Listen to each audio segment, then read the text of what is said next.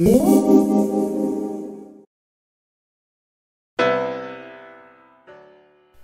Gadgeteers, welcome back. So today we're going to do an upgrade from Fedora 28 to Fedora 29, and while we do the upgrade we're going to use the command line. So without further ado, let's take a look at the Fedora 28 upgrade instructions.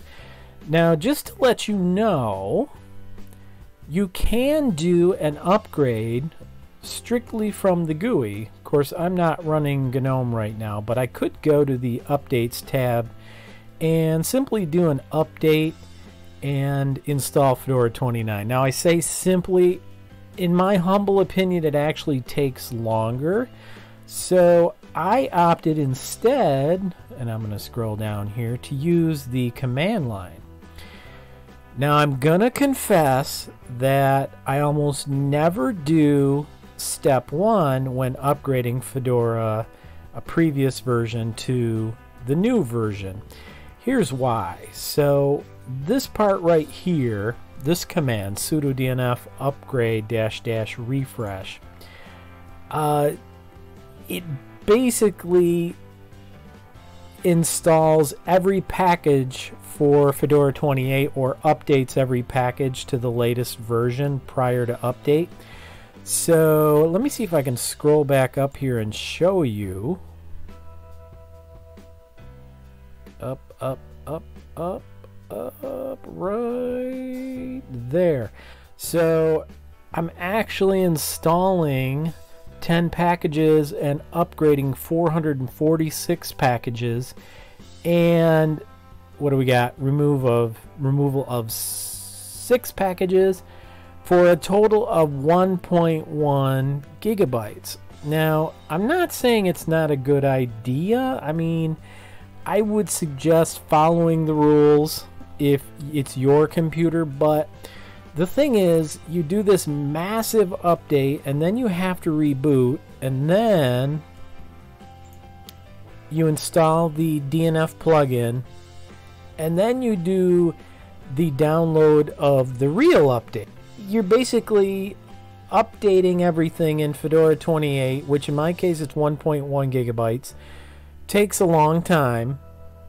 Then you're doing it all over again to update to Fedora 29. The cool thing about Fedora is that the changes are relatively linear. It's more of a large update, if you will, than it is a new operating system. So, you know, an example would be Windows 10 with the fall update and so on and so forth. That's massive. In some cases, it's a whole new operating system. That's really not necessarily the case with Fedora, and their upgrades are usually very good. I mean, I have had, for the most part, very little trouble. I did have some problems with Fedora 28 this time, and I had some issues with specific applications such as Kdenlive. So I had to do some crazy stuff with Kdenlive. I had to use Flatpak versions for a little while, which is okay. I don't mind doing that. But I did want to show you that here with step number 1, I actually did it. I'm being a good boy. It's doing the installation, well, the update to Fedora 28 right now, and it's actually doing the upgrade now. It's gotten to the point of doing the upgrade. You know, one thing I was thinking, tell me what you think. I'm going to go ahead and run System Monitor. We're doing the upgrades now. So we're installing the latest version of the Fedora 28 packages. Did it ever start up, or did I not get it? Let's try that again. System Monitor. There we go. So let's check out system load here. Now, looking at this, we've got CPU about 63%. It looks like, well, I've got a bunch of different processes running. However, normally when I'm just doing an update like I am right now, I've noticed that, and this is kind of sad, I'm fairly certain that DNF is a monolithic updater, meaning that it only uses one processor. So you can't tell right now because, of course, I'm using OBS and doing some recording. So the system's really busy. But unfortunately, it only does one upgrade, if you will, at a time with only one processor. I don't know if that's an update that could be done in the future and we could see multiple threads being used, which I think would be really, really cool when we're doing upgrades. You know, why not have multiple packages getting upgraded at the same time? Certainly that's far more complicated, and I mean, it's entirely possible that it can't be done simply for the fact that when you're updating the system, it might not be possible to have multiple threads doing updates at the same time. But if the package were completely different, you know, like say we're doing a package for Firefox versus here we're doing, you can see the Samba client getting upgraded, would it really be that much of a problem to have two completely different packages being upgraded at the same time? I would think it would speed things up quite a bit. Anyway, I'm going to let it go through this process and do this update. And I like to do a reboot. I feel more comfortable if the system is rebooted. Now, it doesn't say that you need to do a reboot, but I usually do because that's a heck of a lot of packages getting installed, one of which was a kernel. And to me, yes, you should have the newest kernel when you're doing a major update to your system. It just seems prudent. So down here, we'll do the plug-in system upgrade install, and then we'll come back and we'll go ahead and do the actual download. Now, it doesn't start that actual installation, of course, until you reboot, which is fine. We'll do a reboot and we'll let it do the installation. And I do have my GoPro here. I'm recording at the same time with my GoPro just in case something goes wrong. But when we come back, we're going to talk about what's new in Fedora 29 and what packages and new updates are going to be helpful to the average consumer and which ones will be helpful to developers. So there's quite a, well, I'm not going to say quite a few updates, but there are some updates that are interesting, and we're going to take a look at those right now. All right, so we have rebooted and we're back. One problem here, the microphone wouldn't work, and that makes me a little bit nervous. It was odd. What I ended up doing is simply moving this down a little bit, and all of a sudden the microphone started working. So I don't know what exactly is going on there. I am shooting simultaneous with my GoPro Hero 7. I'd hate to have to rely on that footage, but you know, stuff happens. So just a quick reminder, I said this on the Hero 7, but I'm going to say it again. I'm actually shooting, pardon me, I'm actually going to upgrade the Lenovo Yoga 920. So this is an actual hardware upgrade. This is not an upgrade of a virtual machine. So we're doing it on the Yoga 920. I like to do virtual machines first. Most of you know that I do that. And although this isn't my main editing and my main platform, this is the quintessential go-to laptop for me. I take it everywhere I go. I don't hardly ever touch my MacBooks anymore. I'm still trying to sell my MacBook Pro 2017. I I just love the Yoga 920. It's got Windows on it, which I use quite a bit for my work. And then I've got Fedora here, which is what I use 99.9% of the time, and it's also used from time to time for editing. And I do plan on editing this video on this system, provided everything goes okay. So let's have a look at some of the updates in Fedora 29. So this is from Fedora Magazine. There are some changes here. One is we're getting GNOME 3.30. Not a huge deal for me because, as you can see, I don't use GNOME. I'm actually using KDE, which I really like. It works well with Kdenlive, and it's just become my go-to. There have been some enhancements with GNOME 3.3. So if you want to look at all the updates in GNOME 3.3's release announcement, you can check those out, and there are some release notes. And I will have a link to this particular article in the description below for this video, so don't forget to check that out. Now, to me, this is, probably not something I would do. I don't like the idea of automatic updates. I already have that from Windows. I prefer to do the updates when I want, and I typically use the command line, although there isn't a huge difference.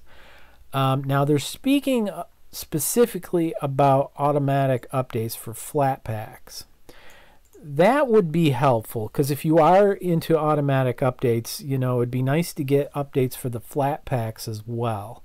And that's one problem that I've had, where you do have to go in and do the update yourself prior to Fedora 29, so that will be nice as a feature. GNOME Boxes supports connecting to remote Windows machines using RDP. I think this is a pretty cool idea. I'm kind of surprised that you couldn't have done it before, but I like that idea. I think that's pretty neat. Lower memory usage. Well, again, I don't use GNOME, but there's been improvements, and you can expect less memory usage. Now, I do have a Raspberry Pi. Right now I have Raspbian on it, but I'm definitely thinking of putting Fedora on there, because I've heard that it actually runs really well. They're going to rename Fedora Atomic to Fedora Silver Blue. Now, Fedora Atomic is not a version that I'm too awfully interested in. If you're a developer, it's something that you may want to look into, but they are going to rename Atomic to Silver Blue. So those are the major updates. Now, if you want to see all the updates, you can check them out here.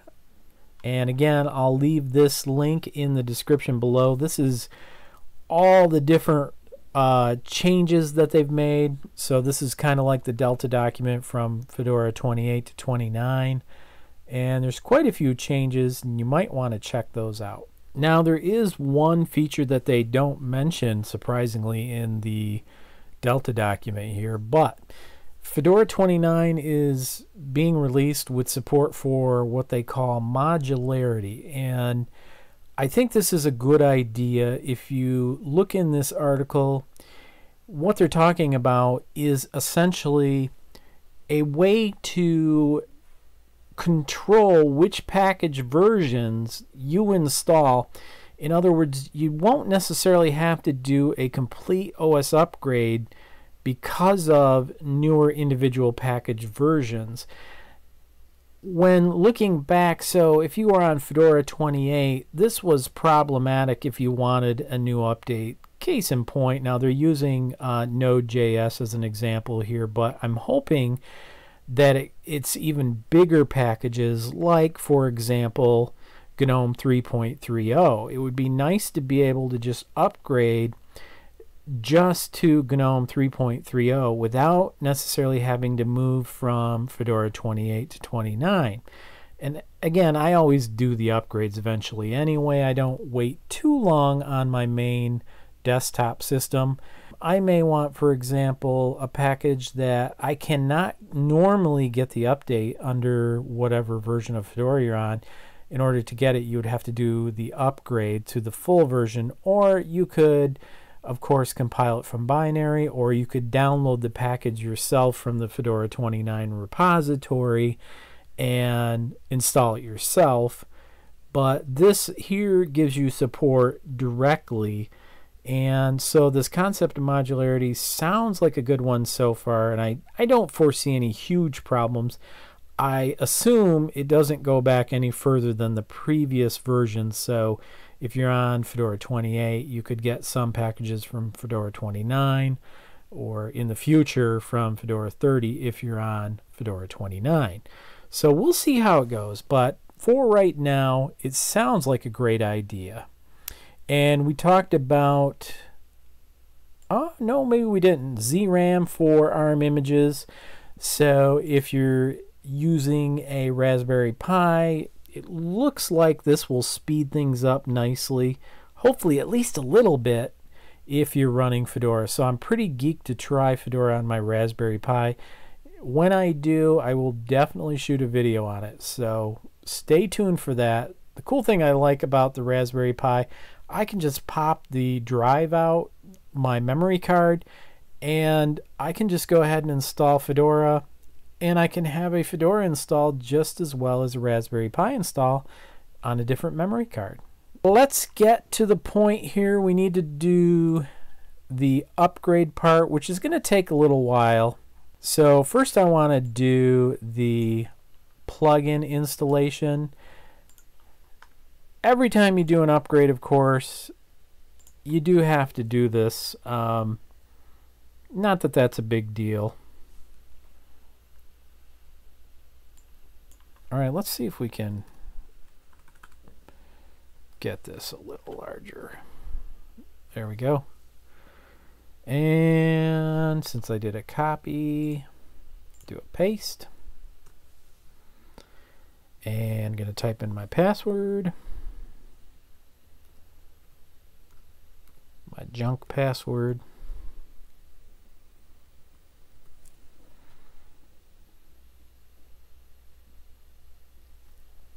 All right.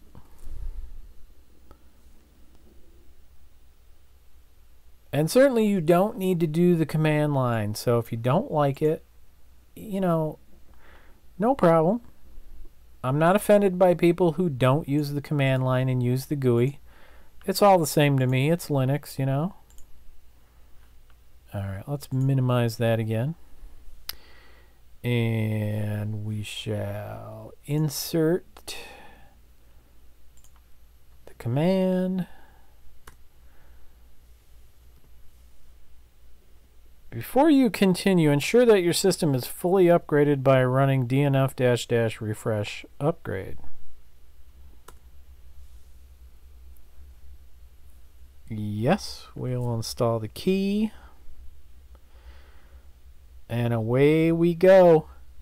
So this is going to take a little while. What I plan to do is let it complete, and then I'm going to come back when it's time to do the reboot, and you can see what happens when it's actually doing the upgrade process. It's not very exciting at all.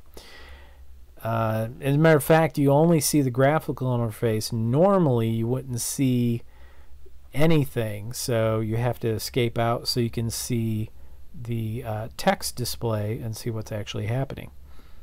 Alright, we'll be back in just a minute. Alright, the download is complete. It only took a few minutes, about 4 minutes, so it was quite fast. All we have to do, of course, is type in this line and do reboot. Now I've become root. I'm assuming I would have to do sudo otherwise. So what I'm going to go ahead and do is edit and paste.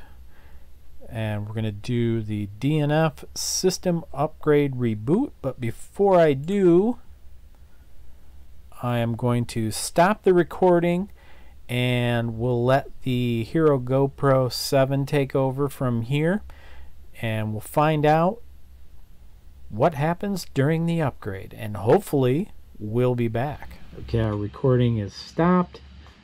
This time, you know what? I'm just going to leave it open so we have those links when we come back. I'm going to press enter, and the reboot begins. I don't know if you can see that in the corner. I don't know exactly how well focused that is. And of course we select the upgrade kernel, which it should do automatically, and it does. And at least before, with Fedora 28, it would show the logo and slow but sure progress.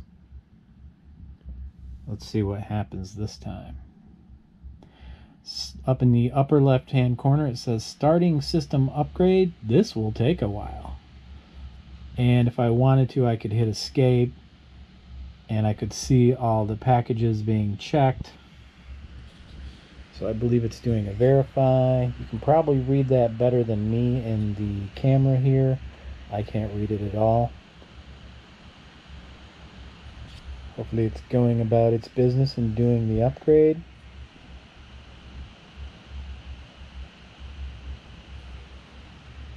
So at some point, you know, just like a DNF update, you can see the actual packages being upgraded.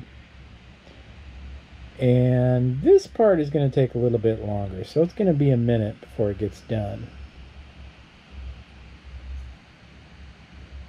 There we go, we're underway now.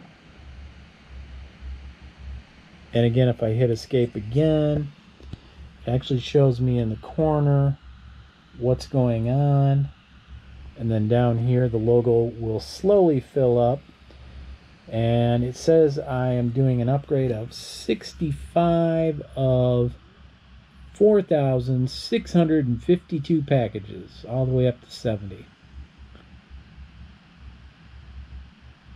Looking good. When we get done, we'll do a test of a couple of applications and make sure everything's kosher. My big one is, of course, how well is Kdenlive running, and that's probably the most important app, followed by OBS, GIMP, and a couple others. All right, we'll be right back. All right, now we should be recording on OBS. Hopefully everything will go well. Now let's see how much processor we're using recording on OBS. Looks like 35%, which is fairly typical when you're using software rendering. I do not have OBS compiled to do hardware rendering on this particular system. And Kdenlive is the app that I use most often. Alright, and we'll do a help about Kdenlive. And we are now on 1808.2. Now, if I'm not mistaken, this is the controversial version. Basically, your audio automatically gets separated. So let's go ahead and import a video and just see what happens, see if that is the case. You know, I've been thinking about it. Initially, I was thinking it would be a real problem for me to have a video and audio split, but there's many times when I will work with a split anyway, because I have stuff I need to do to the audio to get it synced. All right, let's drop the video in and see what happens.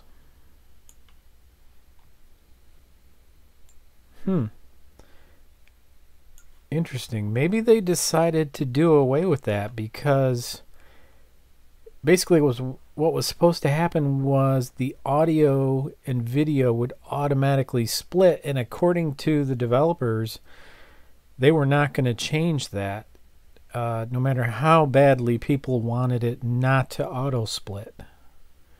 But as far as I can tell, it's not doing it. Maybe I have the version number wrong. I can't be 100% sure. Now, other problems I've had is when I try to open up a previous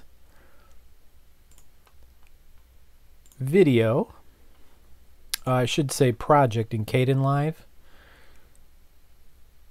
All right, it was modified.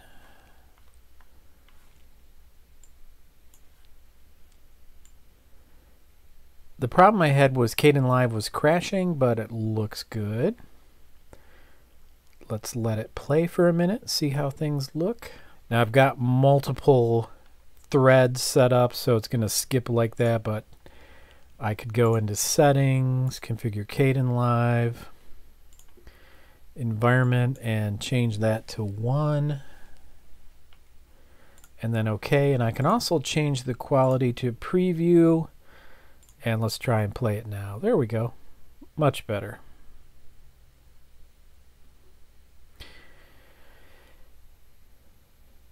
So things are looking good for my most important application here. Now I'm not going to save that, so I'll just click no. And so far things are running great. OBS is working, Kdenlive is working.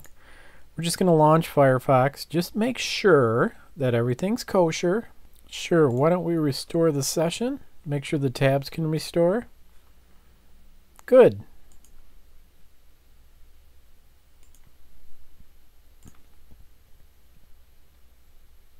Now, it wouldn't surprise me if things were a little bit different when I do my upgrade to Dell 5675 Ryzen 7 desktop. You never know.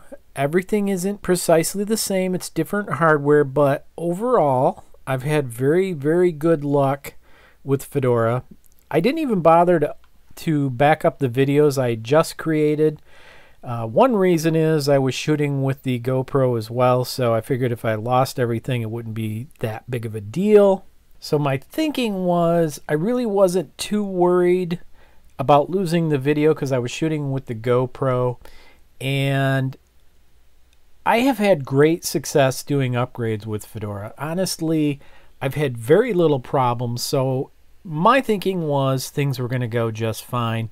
We can see that the desktop is working, my applications are working.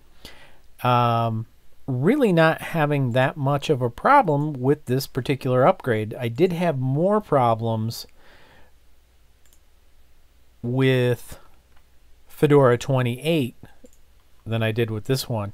But really the issues were with Kdenlive. It wasn't with Fedora 28 per se. GIMP 2.10, so definitely an update. I believe the previous version I was on was 2.09.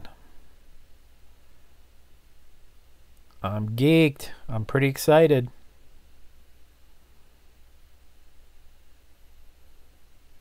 A little bit different. Now the icons are actually slightly larger. I can actually see those much easier on GIMP 2.10. Thumbs up on that. I am running in 4K, of course, on this screen, and it was so difficult to see the tiny little icons, and it looks like this particular version is doing some kind of scaling. Although I'm not a big fan of the flat grayscale style, I personally would prefer it if you could use a little color. I mean, I'm not really sure what some of these are anyway, but, you know, it just would be a little bit easier to see things like the fill, the paint bucket fill, and so on. But it's better than it was, so I'm happy with it. You can get an idea of how things used to look like if you look here, how tiny and small everything is here compared to over here. So they've still got some work to do. And that's one of my criticisms of Linux in general, is many times the GUI or applications that are a part of the GUI look like crap. They look hodgepodge and kind of thrown together. One of the things I really like about Windows 10 is it has a very polished finish. Whether you like it or not, I'm not saying I prefer Windows 10 over Linux, but it definitely has a polished finish compared to, for the most part, any flavor of Linux. I know a lot of you out there are going to argue with me, and that's all right. You know, each to their own. Just my opinion, so I'm putting it out there. Let's see. LibreOffice, what version are we talking about now? I must be moving the mouse when I double click. I may have to make some adjustments to the mouse because most of the double clicks I've done, I've had to do it again. Maybe I need to shorten the time between double clicks. anything new about LibreOffice, 6.1.2.1, and build ideas for Fedora Core 29. All right. Awesome. And will Handbrake work okay?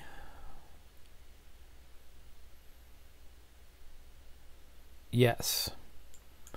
Really love Handbrake for re-encoding video, changing video. I haven't had to use it all that much because Kdenlive does exports for me in any format I need, even H.265, and it's actually much faster than Handbrake in doing that encoding, so I don't have to re-encode it into H.265 if I don't want to. And to be honest, most of the editing I do on my Ryzen 1700, which is way faster anyway. But everything's working. I'm going to go ahead and edit up this video and put it together for you. Hopefully I'll have it out tonight. Tonight being Monday night, November 5th. Never forget, November 5th. Anyway, 5 minutes to 8 right now. I'll try to wrap it up as fast as I can. May not be out till tomorrow, but I'll do my best. Thanks for sharing some time with me. I really appreciate hanging out with you. And I'll see you next time on Fast Gadgets. Don't forget to try out Fedora 29. And no, it is not a paid endorsement. Peace. This video was made possible with support from viewers like you. If you find this video useful, consider becoming a patron for as little as $1 a month at patreon.com/FastGadgets.